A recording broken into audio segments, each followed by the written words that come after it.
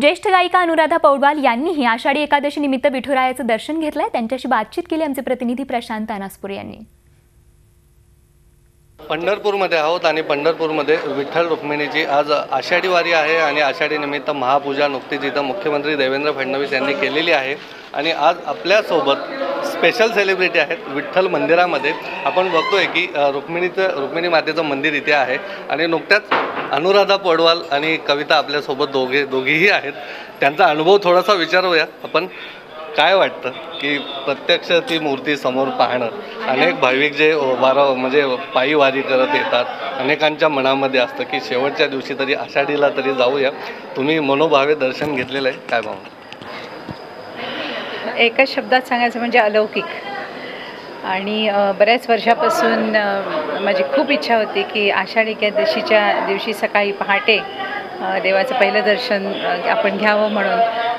कारण एरवी येणं होतं, पण आषाढी एकादशीचं काय वेगळं महत्त्व असतं आणि अतिशय मला आनंद झाला। कारण म्हणजे परमेश्वरांनी स्वतः बोलवून घेतलं। ट्रस्टीजचाच फोन आला की तुम्ही या आणि तुमचं इथे प्रोग्राम करायचा आहे आम्हाला। तर त्यामुळे मी माझी मुलगी, म्हणजे जावई, दीर, जाऊ, आम्ही सगळे आलेलो आहोत आणि अलौकिक दर्शन आहे। संपूर्ण कुटुंब आहे आपल्यासोबत। कविता आहे, आपल्याला माहिती आहे खूप छान गाते। साधारण 15 ते 16 लाख भाविक आज पंढरपूरमध्ये आहेत। आषाढीची महापूजा असते। काय तू अनुभवतेस आज मंदिरामध्ये? अनुभव म्हणजे महानुभावच म्हणायचा हा। कारण का आषाढीच्या दिवशी जर का विठ्ठलाच्या पायाला हात लावून त्यांचा आशीर्वाद मिळतोय म्हणजे फारच सौभाग्य आहे आम्हा सर्वांचं। आणि अतिशय सुंदर दर्शन झालेलं आहे। रखुमाईचं दर्शन झालेलं आहे, विठ्ठलाचं दर्शन झालेलं आहे आणि इथे आलेल्या जितके लाखो वारकरी आहेत त्या सर्वांचं दर्शन झालेलं आहे। कितीतरी वर्षांपासून आम्ही विचार करतो की कधीतरी त्या दिंडीत सामील व्हायचं किंवा वारकऱ्यांबरोबर यायचं आणि आज त्या मंदिराकडे चालत येताना तोच अनुभव आलेला आहे आणि देवाची फार कृपा आहे। खरं तर समोर देव दिसला की आपण काहीतरी मनामध्ये मागतो, काहीतरी साकडं घालतो देवाला, आम्हाला हे मिळू दे बाबा। तर काय मागतेस आज?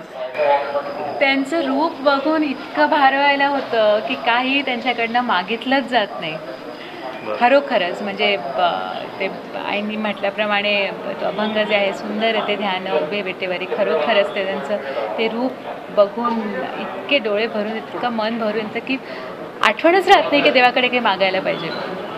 आठवण तर केलेली आहे। सुंदर ते ध्यान तुम्ही स्वतः आहात। झी 24 तासच्या प्रेक्षकांसाठी याहून दुसरी मेजवानी असू शकत नाही। आपण साक्षात मंदिरामध्ये आहोत विठ्ठलाच्या। अगदी अगदी। एक दोन ओळी।